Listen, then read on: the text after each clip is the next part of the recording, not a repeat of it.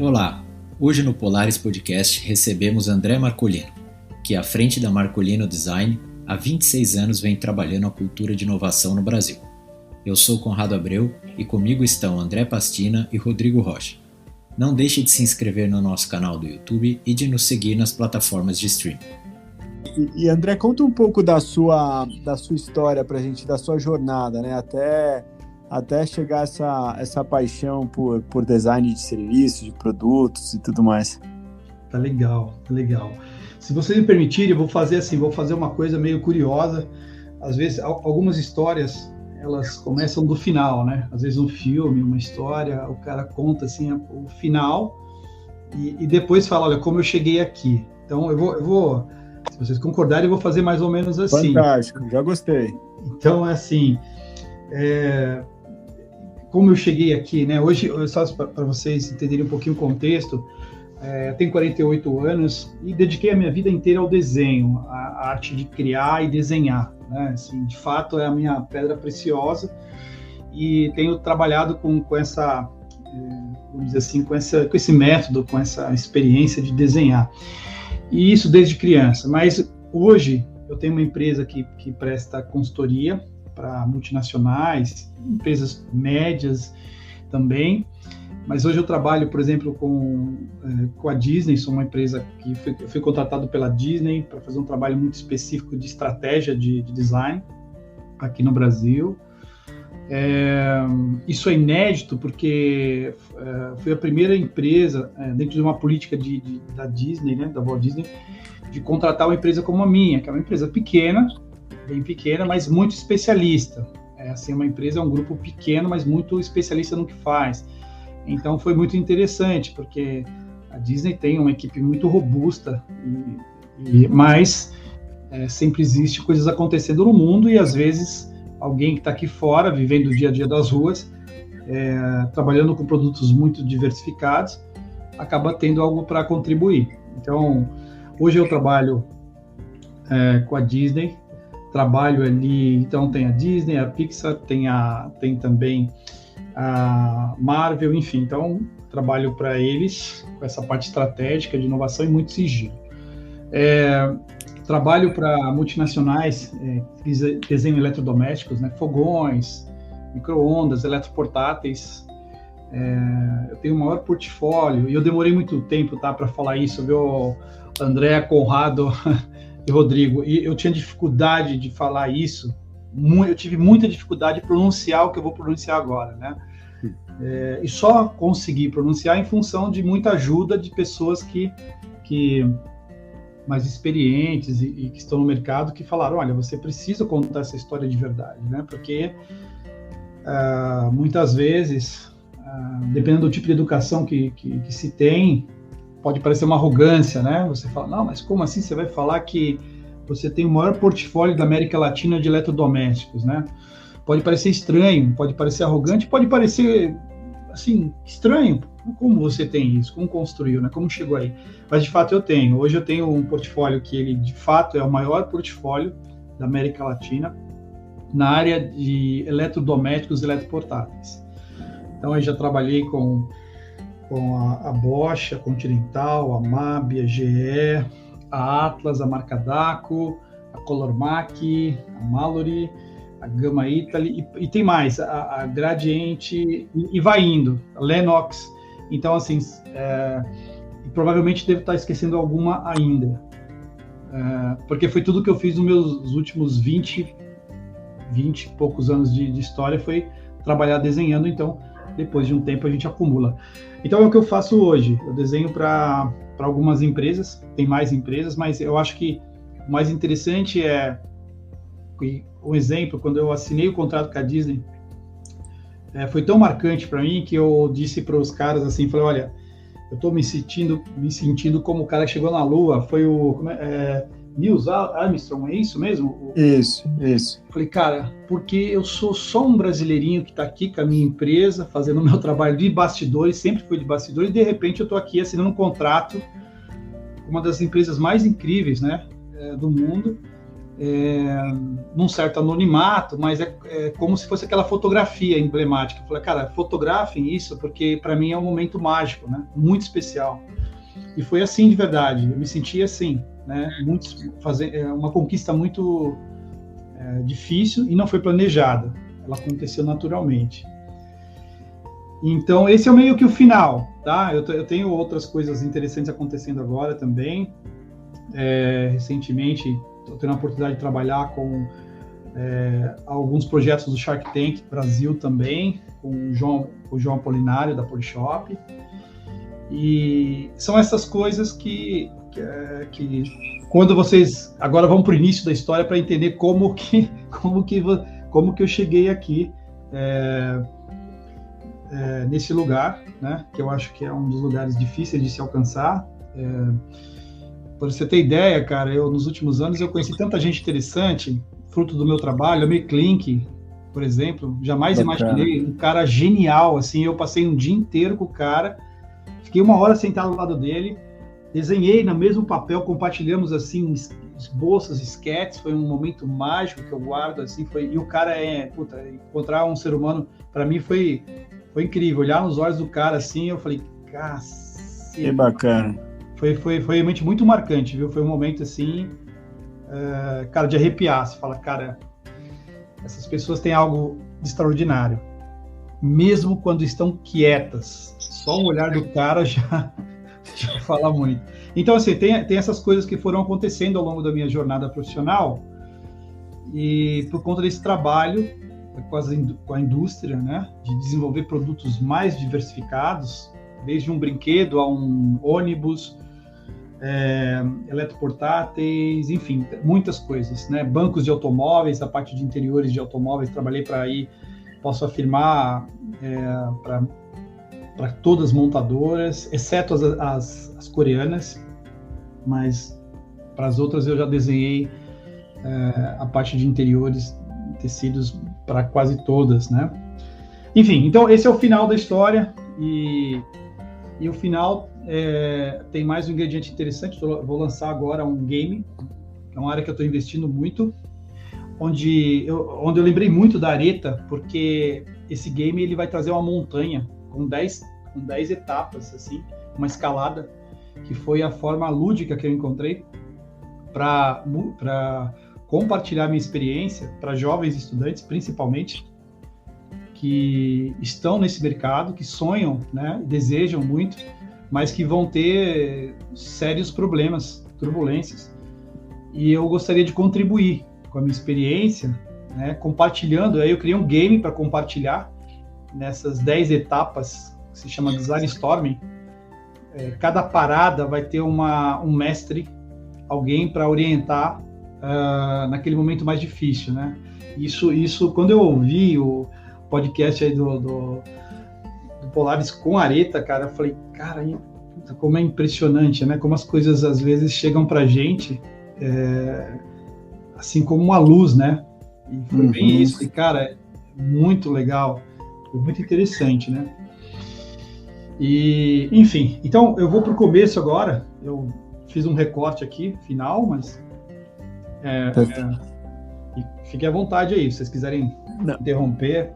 Não, perfeito, André, perfeito. Vamos para o começo, e muito bacana, e parabéns pelas essas conquistas aí. Eu tenho várias perguntas já na cabeça, mas seria interessante se escutar o começo da história. Legal. Bom, cara, desde pequeno, muito pequeno mesmo, 6, 7 anos assim, uma coisa, o lápis, desenhava em qualquer lugar que eu podia, com lápis ou sem lápis, ou com o dedo na areia, na terra, onde tinha um vidro sujo, qualquer lugar era a fonte de diversão, que eu vou desenhar qualquer coisa.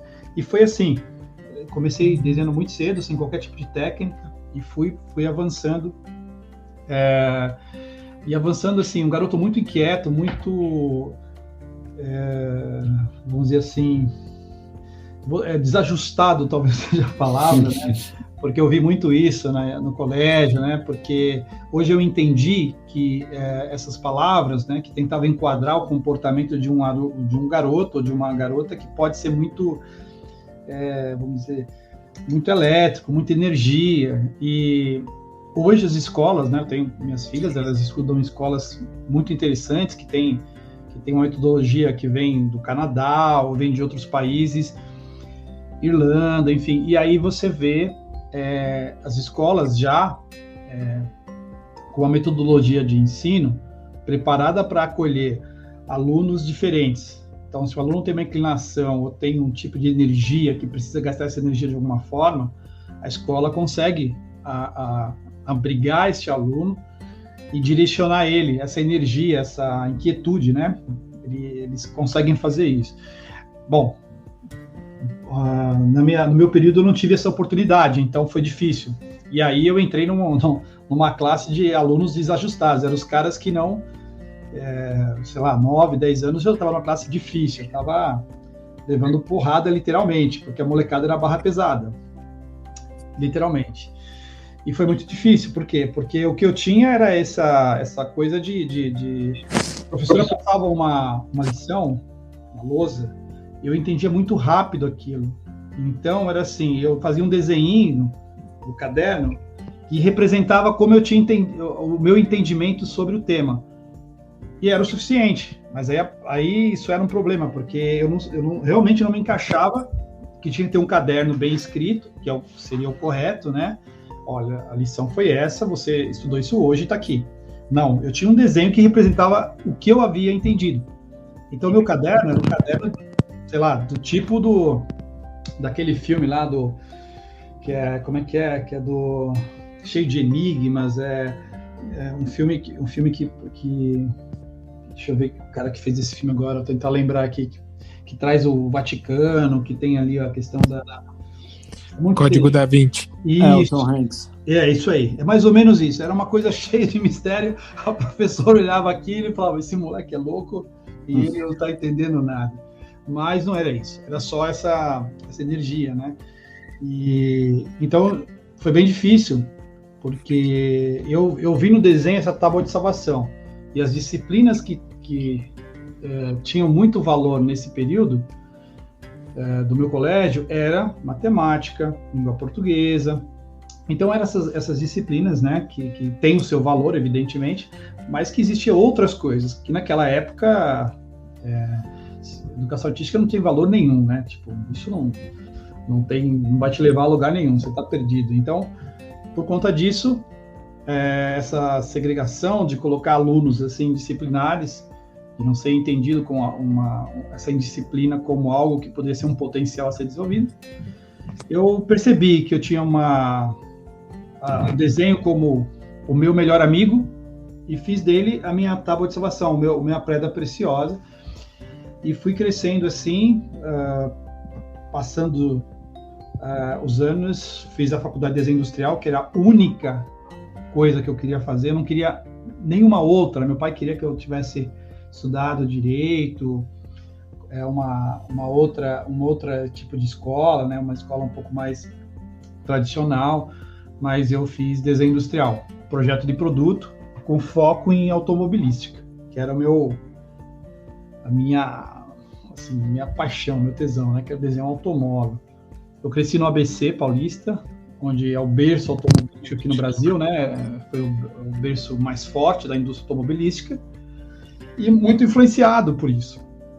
Meus professores eram da indústria automobilística, eram designers, a grande maioria, outros eram designers da Whirlpool, da Brastemp, da Consul, e aí eu me enveredei por essa parte criativa, que foi desenhar produtos e assim, eu entrei com muito vigor, muita vontade, né, de me desenvolver.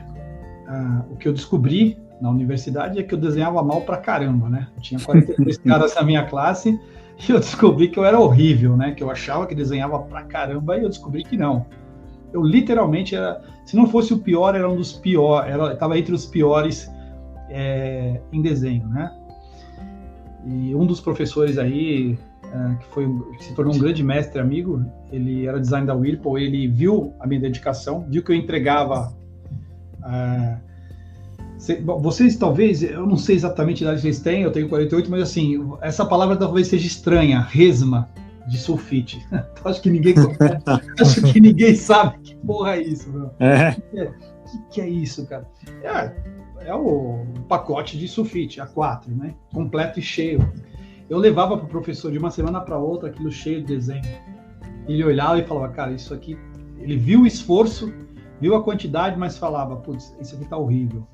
E aí ele me fez uma oferta, falou, olha, eu chego de quinta-feira, eu vou dar aula, e as duas primeiras aulas eu não tenho, então eu fico lá da biblioteca ali, se você quiser, você vai para lá e eu vou mentorar você. Foi assim, eu tive que matar algumas aulas ali de química, física, e negociei com alguns amigos, falei, ó, galera, nós vamos fazer uma troca, eu vou fazer umas aulas de desenho para aperfeiçoar, eu faço desenhos para vocês e vocês me ajudam com as aulas de química e física. E fui para essas aulas, aprendi o máximo, fui melhorando com a técnica, né? Ou seja, o conhecimento técnico, a base, a informação científica, ele me lapidou, me ajudou a direcionar aquela quantidade, transformando ela a quantidade também em qualidade.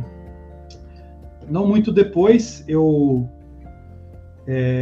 surgiu uma vaga de trabalho para ele na Bosch, e ele me ligou um dia, falou, olha, André, é o seguinte, tem uma vaga, me chamaram para uma vaga de trabalho. Ele estava na Whirlpool, ele estava há muitos anos lá já, ele falou, cara, nós vamos fazer o seguinte, eu vou te indicar para essa vaga, eu estou aqui, estou bem, eu não pretendo sair, estou há muitos anos, indiquei você. Ele falou, olha, tem um aluno aqui, ele é estudante, ele é inexperiente, mas ele tem muito potencial para aprender. Se vocês toparem, faz uma entrevista. Quem sabe ele pode ser um profissional aí para vocês. Eu fui, cara, e deu certo. Foi muito louco isso, porque eu jamais vou esquecer esse dia, né? Então, naquele período aí, Rodrigo, eu não tinha grana, a grana era curta, sabe, cara? E eu vou te falar uma coisa, eu fui fazer uma entrevista a fábrica, eu morava no ABC, a fábrica ficava em Hortolândia. Nossa. Não sei se vocês conhecem Campinas, né? ABC Campinas está bem longe.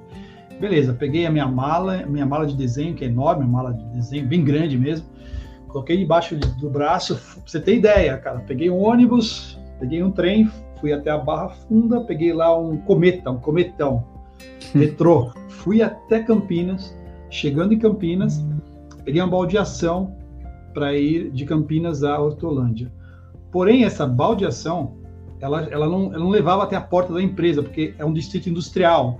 E esse distrito industrial, ele fica ali a alguns quilômetros da rodovia, ali uma rodovia que passa ali, na verdade, em Campinas. Cara, vocês não vão acreditar. Foi impressionante, parecia uma coisa de outro mundo. Parecia que Thor estava chegando na Terra de novo e eram 3:30 da tarde, escureceu assim a barbaridade, começou a chover e o cara da van parou na rodovia e falou, legal, você chegou. Eu falei, não, cara, não é aqui é a rodovia, a fábrica tá... Nem consegui enxergar a fábrica. Eu falei, então, mas a gente só vai até aqui, você tem que andar até lá. Bom, beleza, eu não tinha mais o que fazer, eu desci debaixo de chuva e fui caminhando. Detalhe, a estrada era de terra ainda, porque era um distrito industrial gigante. Eu fui andando, foi ridículo, foi uma coisa mais... não sei o que me guiou até lá. Eu cheguei assim, ensopado, literalmente, e a Bosch era uma empresa incrível, o chão era branco, assim, parecia um hospital, cara, coisa, tudo robotizado, tudo lindo, a área de design maravilhosa, aquela coisa. Eu cheguei para fazer uma entrevista daquele jeito, lama até o joelho, talvez, e foi assim, cara, foi uma coisa, e escureceu, chuva, e pô, foi horrível. Beleza, eu fiz a entrevista, tentei sentar naturalmente, sabe, sentei na cadeira, eles me acolheram ali, eu fui pro banheiro, eu limpei, assim, enxuguei o que eu pude, estava ensopado, sentei, fiz a entrevista, tentei ficar naturalmente, mas era a realidade, não tinha... A sorte que meus trabalhos, naquela época ainda a gente não tinha tudo digitalizado, né? Então, e a minha pasta era uma pasta que tinha uma lâmina de plástico que fez com que a água não penetrou, né? Penetrou a lona, mas não penetrou a parte interna dos desenhos. Então. E aí foi isso. Fui entrevistado, acabei passando na entrevista. Depois de uma semana, eu recebi um ok para ir. E aí comecei a trabalhar com eletrodomésticos, né? Desenhar e aprender o máximo que eu pude sobre fogões, sobre cozinhar, o que significa a experiência de cozinhar. Participei de pesquisas, muitas pesquisas no Brasil inteiro, indo dentro de comunidades, favelas, ou de casas de alto padrão, altíssimo padrão, para entender comportamentos, né, de como que lida com o eletrodoméstico, o que é um refrigerador, um freezer, um side-by-side, um micro-ondas, enfim, uma máquina de lavar, como é que são os hábitos, né, de uso dessas máquinas, como elas influenciam a vida das pessoas, como elas ajudam e tal, é muito interessante. Então, e trabalhando com várias marcas, cada marca tem uma cultura, né, uma marca alemã, outra americana, e o rico é quando a gente passa de uma empresa para outra, é muito interessante as culturas que existem ali, de educação, de forma de pensar, umas mais rápidas, outras, uma italiana, como ela faz, o que uma italiana faz que uma alemã nunca vai fazer e vice-versa. Então é muito interessante vivenciar isso, criando e desenvolvendo produtos, né, para as pessoas, e isso vai uma eterna escola, né? A ironia de tudo isso é que quando eu escolhi desenho, eu acreditava que eu ia ficar com a parte só delícia, né? Tipo, só vou desenhar, e não é isso. Eu tenho que conhecer de materiais, profundamente sobre materiais e processos industriais, desde uma fibra de carbono, ou materiais mais específicos, alumínio, vidro, qualquer tipo de material que possa existir, eu tenho que entender como é que isso é fabricado, como isso resiste ou não, quanto custa, e a parte financeira. Então, o desenho, para um designer de produto, ele vai muito além. E eu fui enganado, né? Eu pensei, eu mesmo me enganei. Eu achei que eu ia ficar brincando de desenhar, né? Assim, os lápis de cor e tal. Não é só isso, não. É muito além disso e tem uma responsabilidade enorme. Um exemplo disso é o fogão. O fogão tem um tubo de gás, um tubinho de alumínio que está lá dentro, que passa gás, né? E um fogão, ele pode ser produzido no norte do país e vir para o extremo sul, ou sair do extremo sul e ir para o norte. Imagine só, né? Então, o que tem por trás de tudo, a ciência que tem por trás disso. Então... E André, só uma dúvida aqui, é o seguinte, quando esses pontos, né, que você tem que conhecer um pouco de tudo para construir, por exemplo, o fogão, como você falou, dos materiais e tudo mais. E você, como você falou agora que você trabalhou na Disney, você construiu um monte de eletrodoméstico, você desenhou o carro. Da onde vem a inspiração na hora de você desenhar um produto ou um serviço? Da onde você tira isso? É uma curiosidade que eu tenho.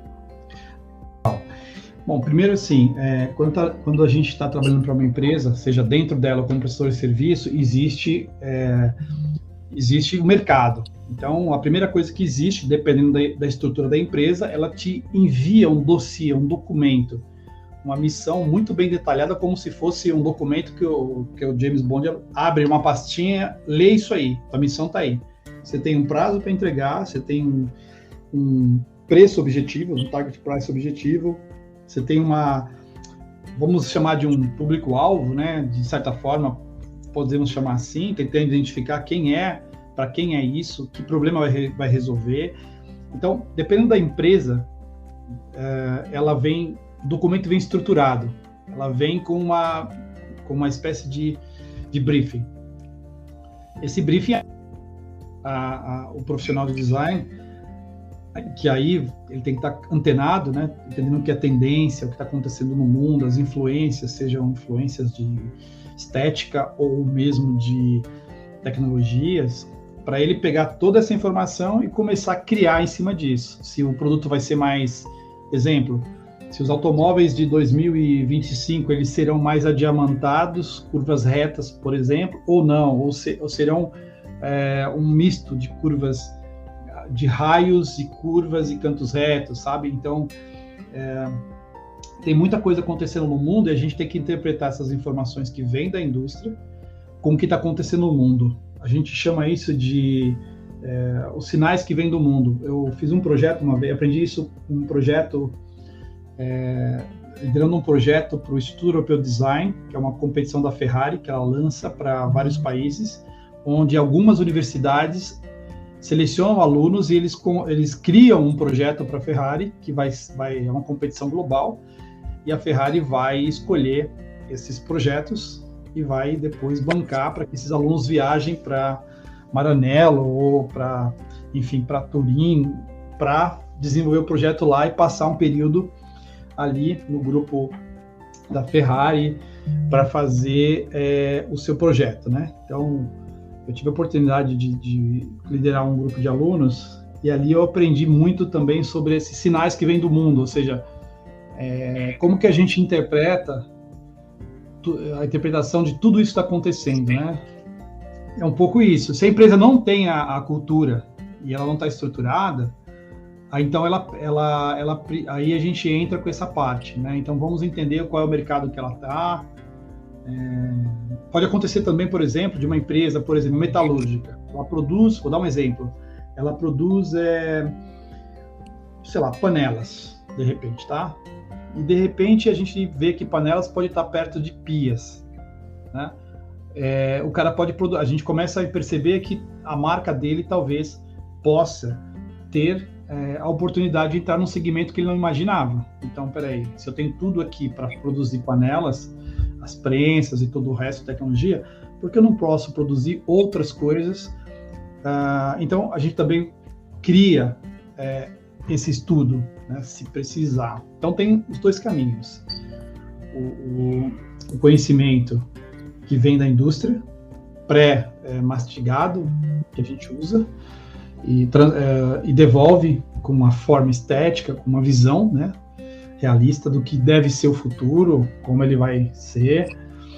Agora mesmo estou vendo vários dilemas. Eu estou em projetos com empresas que, devido à pandemia, tudo mudou no meio do caminho. Então, imagina aí, André, Conrado, enfim, uma empresa que investe num ferramental que custa caro, são milhões de investimento. E aí alguma coisa muda, só que o ferramental investido não tem como voltar esse investimento. Você já investiu e uma ferramenta não dá para fazer essa mudança, né? Então, você tem que achar uma forma de seguir com isso. Então, é muito difícil, dependendo do produto que você desenha. Se você desenha uma cadeira de móvel, um mobiliário de madeira, o investimento é mais simples, né? Você não tem investimento bruto, pesado, você muda rapidamente, é barato, é diferente. Mas investimentos grandes, ferramentas grandes, é complicado. Eu falei que desenhei, na parte que eu desenhei, né, desenhei muita parte de interiores de veículos. E um ônibus também, eu tive a oportunidade de desenhar um ônibus. Então, são ferramentas muito pesadas e caras, né? Se errar, pode significar, assim, um desastre. É calculável. Marcolino, nesse seu processo ativo, né, eu imagino que além desse lado mais voltado ao business, né, de produção, de desenho, de design voltado para produtos e serviços, eu imagino que você também tenha algo autoral, enfim, algo que você cria independentemente desse lado business. Você tem essa válvula de escape, de fato? Tem uma criação que você, né, não segue briefings, digamos assim, e segue seus instintos ou o seu lado criativo mais proprietário, digamos assim?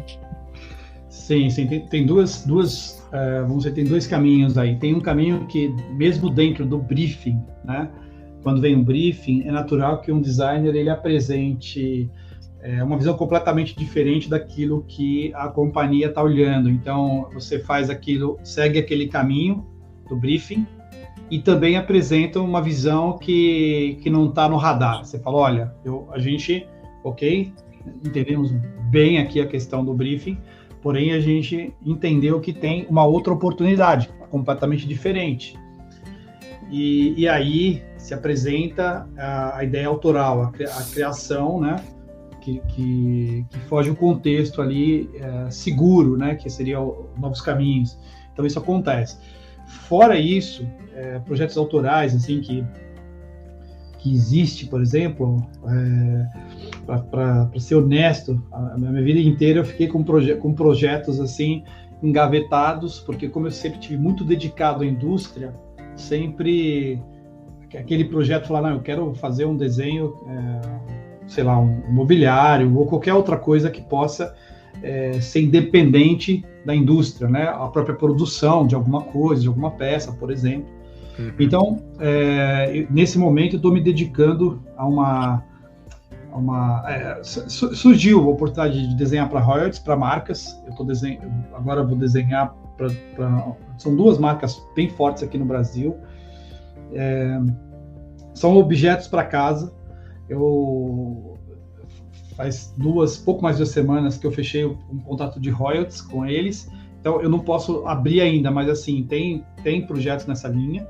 E tem um outro projeto que para mim tem sido é um sonho antigo, que é esse game que eu estou desenhando, que é um advergame, que é o advergame que vai falar com esses jovens criativos que estão no Brasil inteiro, mas não só no Brasil, porque ele vai ser lançado em pelo menos mais 2 idiomas, né? Português e inglês. A gente está estudando qual seria esse outro terceiro idioma. Então, esse jogo que eu comentei, que é o Design Storm, eu estou com uma equipe criativa, onde eu estou conseguindo colocar esse projeto em ação. Ele nasceu há mais de 10 anos atrás. Ele nasceu quando eu percebi falei, cara, como é difícil você ser um criativo, um designer de produtos, e sobreviver e viver bem disso, né? Então, assim, eu consegui escalar, eu acho, assim, com tudo o que eu pude e chegar em alguns patamares, mas eu sei que muita gente fica pelo caminho. Então, eu estou usando essa analogia até por conta de uma frase que a Aretha falou que eu achei incrível, quando ela teve um momento que ela menciona ali que como que é o nome que ela usou? Shepard? Como é que é o nome que ela falou que ela parou e precisou negociar com ele, porque ele queria voltar. Ele falou, não daqui eu não vou. Né? Exato. Ela falou, não, daqui... E ela ficou, né, atordoada, porque, imagina, estou bem ali, não vou poder seguir. Mas ela conseguiu contornar, enfim. E é mais ou menos isso. Eu sei que muita gente chega nesse ponto ali, que é o ponto crucial, e não consegue negociar, não consegue entender e desiste, joga tudo fora, né? Então, às vezes é necessário também, às vezes você não tem escolha, mas eu acredito que... Então, um projeto autoral é o Design Storm, esse projeto que eu estou fazendo com muito amor, muita dedicação, muita paixão, tem mais pessoas envolvidas, que é um game que vai simular situações da vida, vai simular situações que nós encontramos ao longo da nossa jornada. E aí, o que acontece, né? Um cara que está muito jovem, está no início, ele ainda não teve a oportunidade de ver certas coisas, então é natural que, assim como eu e outros estudantes, pode ser que ele ouviu a voz do mestre, mas não assimilou a mensagem. Ele pode ter aprendido, mas não praticou. Então, na hora que ele mais precisar, ele não vai saber como sair desse ponto, né? E é muito fácil trabalhar com o dinheiro dos outros. Muito fácil. Quando a gente está numa indústria, eu costumo dizer, a gente trabalha para uma indústria, para uma empresa, erros são cometidos todos os dias. Esses erros, eles muitas vezes são diluídos dentro da estrutura. E a estrutura suporta certos erros. Não todos, mas suporta alguns erros. E a vida segue. No final do mês, o cara que está numa empresa, não que o trabalho dele seja fácil, porque não é, mas ele tem uma certa garantia de que, ok, o cara fez um erro ali, o outro ali, mas a coisa está acontecendo. Quando a gente é empreendedor, quem é empreendedor, os erros podem significar o fim de tudo, né? Então, mais uma vez eu volto lá para a Areta. O receio dela cair numa vala, o receio de você não enxergar o terreno, de você não entender o caminho e que você fala, cara, eu posso ser devorado na esquina. Então, o Design Storm, esse jogo, eu quero colocar situações que eu acredito que seja imprescindível para o jovem. André, só para eu não perder aqui um ponto, você comentou justamente da escalada, né, fazendo paralelo aí com o seu novo projeto, e também dessa questão de ter o sabor de produzir de fato, de vender, né? Olhando a sua trajetória, né, os projetos que você já concluiu, que projeto te deu mais orgulho de concretizar? Legal, pergunta muito, muito bacana. É assim,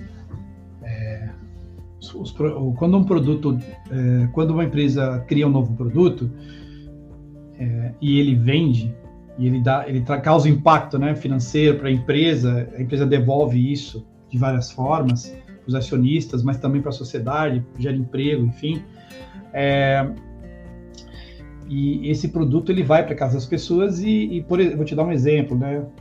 Uma das coisas mais interessantes que eu aprendi numa pesquisa sobre eletrodomésticos é que o desejo da mulher, por exemplo, vou pegar a consumidora, né? É ter tempo para si, ter tempo para ir no salão de beleza, fazer as mãos, o cabelo, quer ter tempo, porque ela cuida de tudo. Ela normalmente cuida de tudo. Da casa, dos filhos, enfim. E muitas vezes ela não cuida dela. Então, assim, desenhar um produto que resolve esse problema é genial. Você sentir que, ela apertou um botão ali e ela foi embora, deixou aquela máquina de lavar lavando e já secou. Tá pronto. Isso é maravilhoso, né? Mas fogão é uma coisa extraordinária. Eu tive a oportunidade de desenhar um produto para uma marca X, uma marca chamada Smalltech. Eu falo X porque eu não sei se pode ficar falando a marca aqui, mas tudo bem, vou falar a marca. Pode, tranquilo. E é um grupo enorme e foi muito, muito interessante trabalhar para esse projeto. Por quê? Porque fogão é uma invenção muito antiga e até hoje não tinha um fogão que, número 1, que em casa quem movimenta, estou falando as classes médias, né, e baixas, assim, movimenta o fogão para limpar é uma mulher. Então ela pega esse fogão, quando ela vai limpar a casa, ela tem que levar para um lado para o outro, e para lavar e para limpar, e os fogões nem sempre tem um desenho legal, então ela corta a mão, ele é pesado, não tem onde pegar. É como se você pegasse uma faca. Então, em 2010, 2011, eu fui para vários lugares e eu fiquei ouvindo, num processo etnográfico, ouvindo as consumidoras falando como ela lidava com o produto. E muitas delas falaram isso. Olha, quando eu pego o fogão, parece que estou pegando um espinho. Ele já bate, já corta aqui, já cortei, já bati, não tem onde pegar. Então, eu sou muito auditivo. Uma palavra define, às vezes, um projeto. E quando eu fui ouvindo essas palavras, elas foram desenhando o produto. Eu só fui um tradutor, né? Porque elas sabem o que elas querem, elas só não conseguem fazer. E aí, a minha missão é essa, traduzir. Eu traduzi, desenhei um fogão que tem pegas na lateral. E que dá para pegar um local, como se fosse a porta do carro, que você sabe que você vai ali e pega. E isso foi bem difícil, porque era um investimento muito alto na época, mas a empresa bancou, né, a CEO bancou esse projeto, e eu tive que exercer essa arte da venda, porque o projeto foi detonado. A área comercial detonou, todo mundo falou, isso é absurdo, né, isso aqui não tem sentido, é um investimento caríssimo E eu provei que não. Então isso me deu muito orgulho, porque assim, essa é uma patente de invenção que não existia. E a marca é a primeira a ter um fogão que tem um local específico onde a consumidora pode pegar o produto sem machucar as mãos. Tem um local certo. Eu desenhei o produto com uma lapidação de joia, onde ela pode passar a mão e ele não tem nenhum lugar para ela cortar a mão. Então, isso é uma conquista de bastidores, tem uma outra aí muito interessante.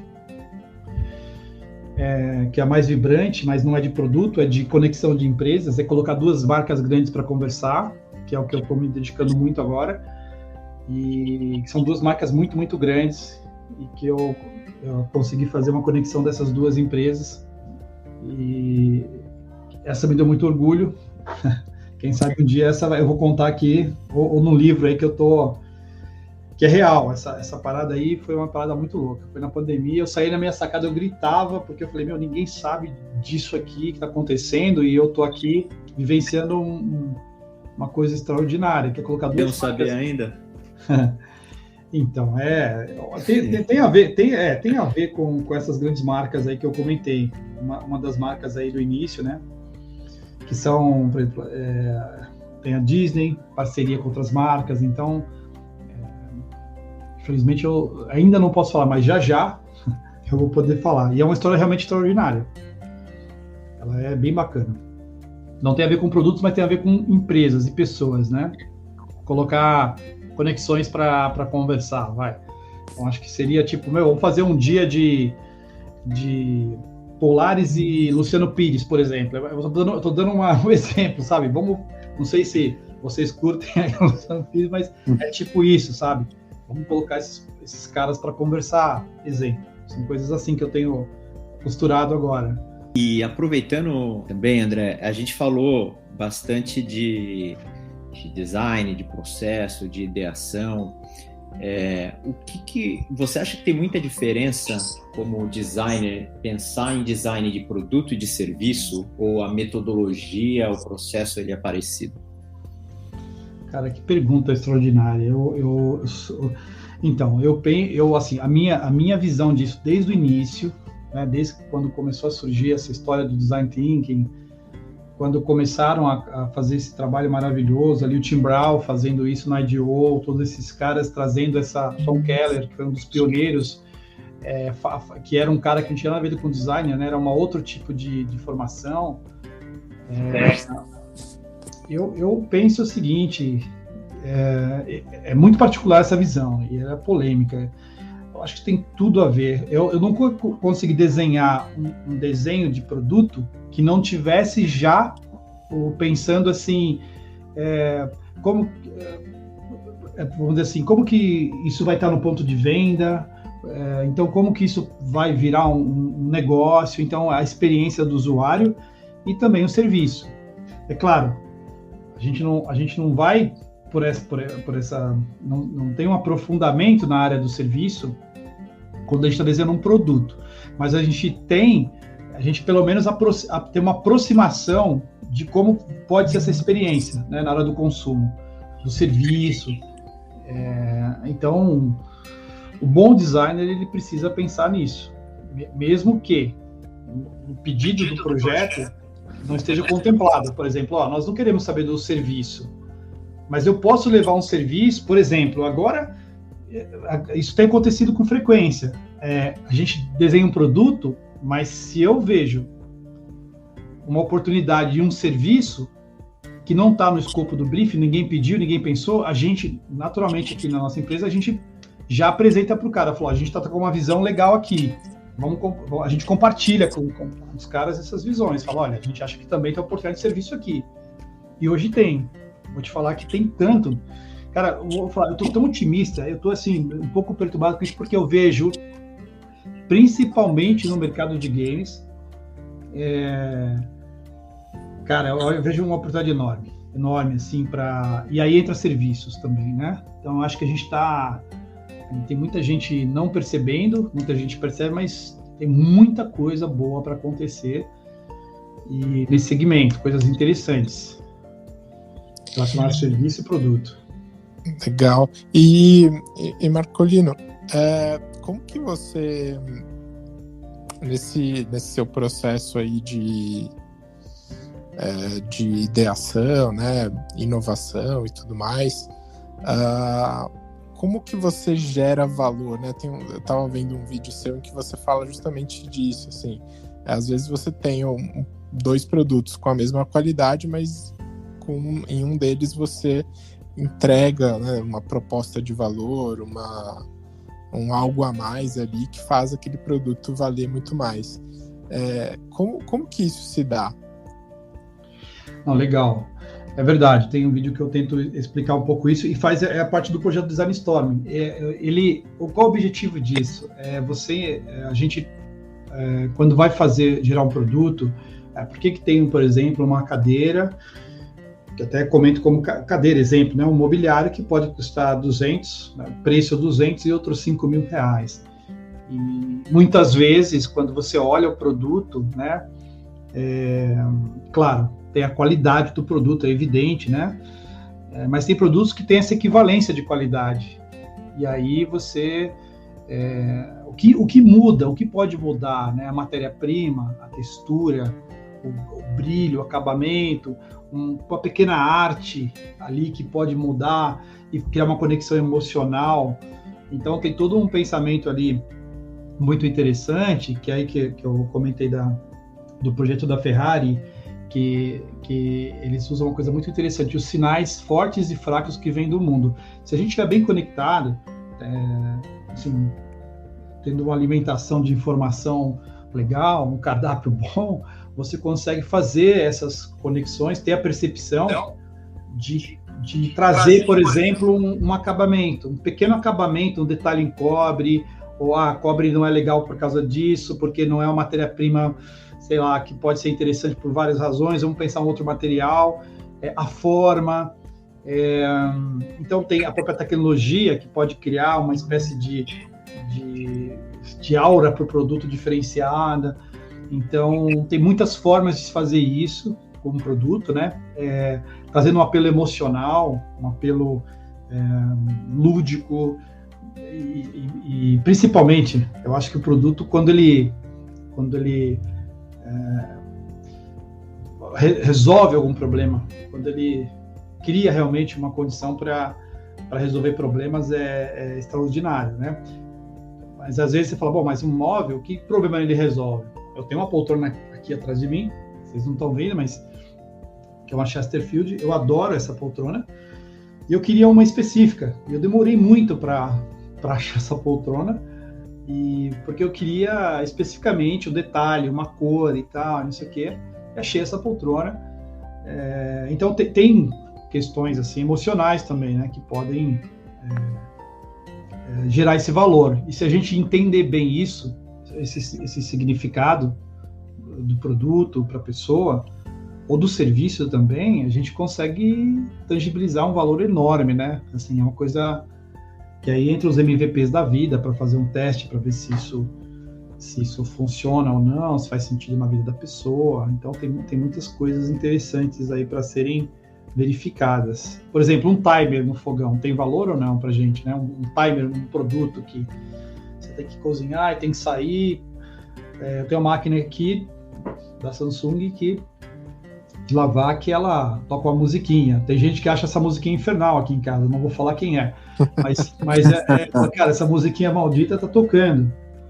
Não, mas agora nessa época de home office, a gente reconhece a máquina do outro pela musiquinha. Pois é. Toca a musiquinha e fala assim, você tem a LG não sei o que lá, né? Isso aí. Cara, é isso. Então, mas não, eu achei bem legal. Falei, cara, eu achei uma sacada genial. Por quê? Porque, pô, legal. Vou lá, desligo, tá pronto e tal, não sei o quê. É tipo o barulho da Harley Davidson, né?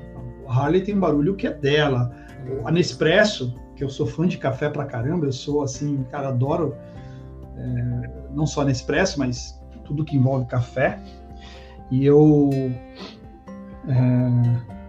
adoro, porque eu sei que a Nespresso tem um barulho que é dela, né? Assim, é uma coisa dela, não adianta, outra máquina não vai ter o barulho da Nespresso, então eu sei que não é Nespresso. Tem umas coisas assim que são muito interessantes, que entra aí para essa parte que a Melissa é uma expert, né, na parte de neurociência, de que é uma área extremamente ativa atualmente, é campo de estudo de designers e arquitetos. Esse documentário agora fantástico que saiu aí sobre as redes sociais, que tem o pessoal do Facebook, do Pinterest, do Instagram, que fala como é interessante aquele pontinho vermelho que está aí, eu estou olhando para ele agora, a gravação, ele está ali, está acontecendo.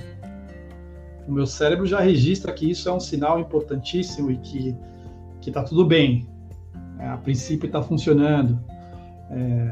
É impossível resistir ao sinalzinho que tem ali, que tem uma mensagem, 2, 3 mensagens que chegou que está vermelhinho. Então,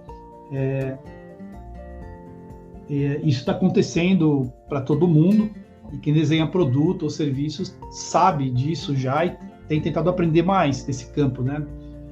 Para poder desenhar melhor, para poder criar experiências melhores. Por exemplo, vou te falar que tem experiências tão incríveis assim, que você vê um produto, pode ser qualquer produto, um computador, um notebook, uma TV, você às vezes coloca um pontinho no lugar só, um detalhe, aquele detalhe faz uma diferença enorme, aquela informação, ela é primordial, e ela, no campo de batalha dos PDVs da vida, pontos de venda, nas revendas do país ou fora do país,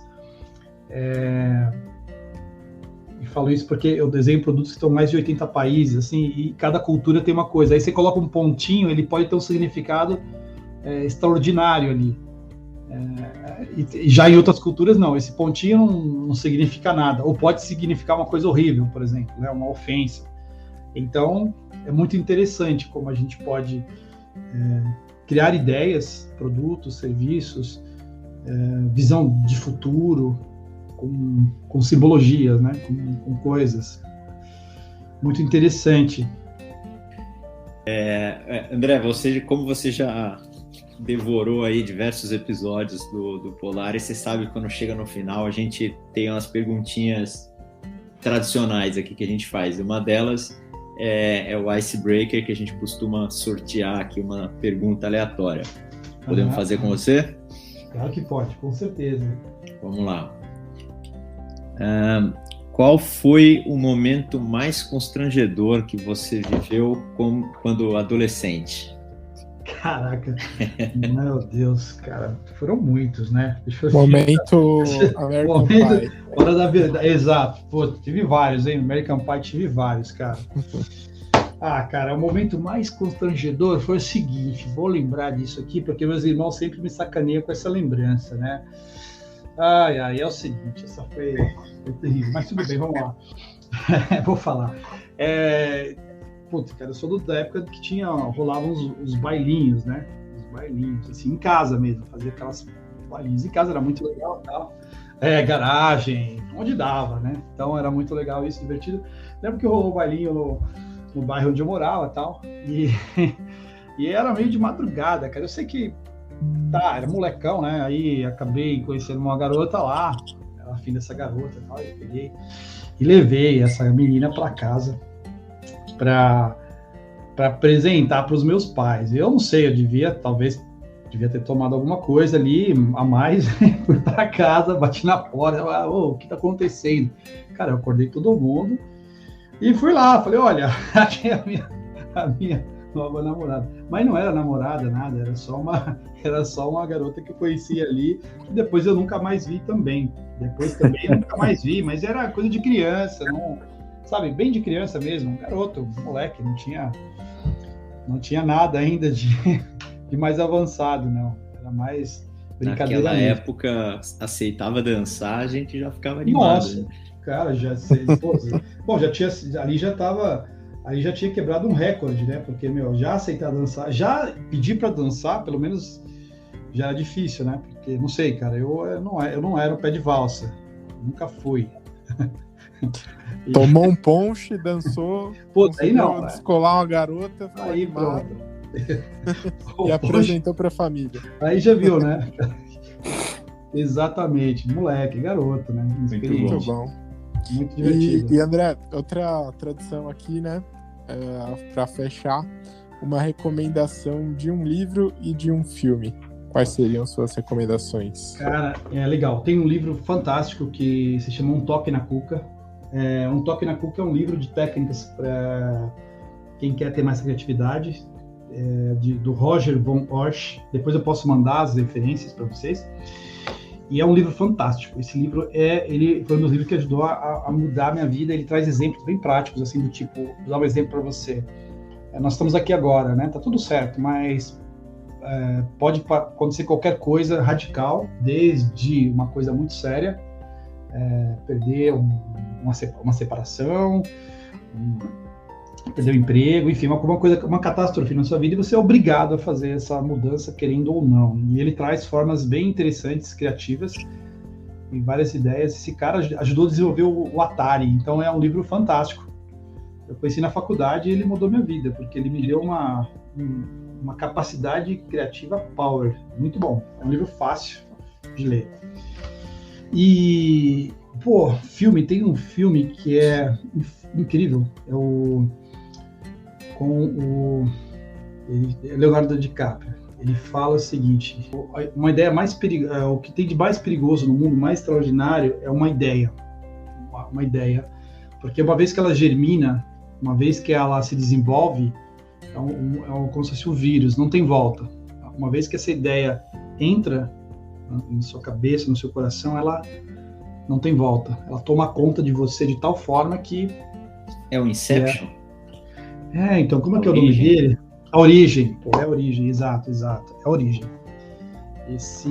É muito forte essa explicação dele no filme, né? Porque ela traduz muito bem, acho que o sentimento de paixão de muitos profissionais que em algum momento da vida, ou profissionais ou pessoais, de fazer alguma coisa, que o cara é absorvido por isso.